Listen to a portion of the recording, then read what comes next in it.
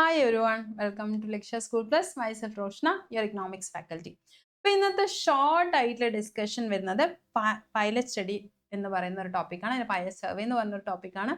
Pilot survey എന്ന് പറയുന്നത് നമ്മുടെ സ്റ്റാറ്റിസ്റ്റിക്സിൽ സെക്കൻഡ് ചാപ്റ്ററിൽ വരുന്ന ഇമ്പോർട്ടൻ്റ് ആയിട്ടുള്ള ഒരു 1 മാർക്ക് അല്ലെങ്കിൽ എന്തായാലും ഒരു 2 മാർക്സ് ഒക്കെ ക്വസ്റ്റ്യൻസ് ചോദിക്കാൻ പറ്റുന്ന ഒരു ടോപ്പിക്കാണ്.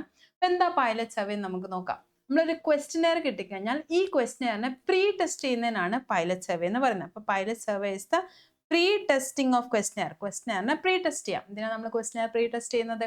ഈ ക്വസ്റ്റ്യനെയറിൽ എന്തെങ്കിലും മിസ്റ്റേക്സ് ഉണ്ടോ എന്ന് മനസ്സിലാക്കാൻ വേണ്ടി നമ്മൾ ചെയ്യുന്ന ഒരു പ്രോസസ്സാണ് പൈലറ്റ് സർവേ എന്ന് പറയുന്നത്.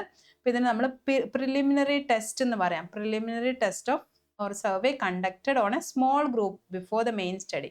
അപ്പോൾ മെയിൻ സ്റ്റഡി നടത്തുന്ന ആൾക്കാരുടെ അടുത്ത് മുഴുവൻ നമ്മൾ കൊടുത്ത് ടെസ്റ്റ് ചെയ്യുന്നില്ല. നമ്മൾ എന്ത് ചെയ്യുന്നുണ്ട്, ഒരു സ്മോൾ ഗ്രൂപ്പിനടുത്ത് ഈ ക്വസ്റ്റ്യൻ കൊടുത്തിട്ട് അവരോട് ഫില്ല് ചെയ്യാൻ പറയും.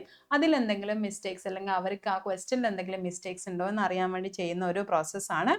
Pilot survey helps in providing preliminary idea about the survey and identify issues in the ക്വസ്റ്റ്യനെയറിലുള്ള ഇഷ്യൂസ് മനസ്സിലാക്കാൻ വേണ്ടി നമ്മൾ നടത്തുന്ന സ്റ്റഡിയാണ്. അല്ലാതെ ഡാറ്റ കളക്ട് ചെയ്യാൻ വേണ്ടി നടത്തുന്ന ഒരു സർവേ അല്ല പൈലറ്റ് സർവേ എന്ന് പറയുന്നത്.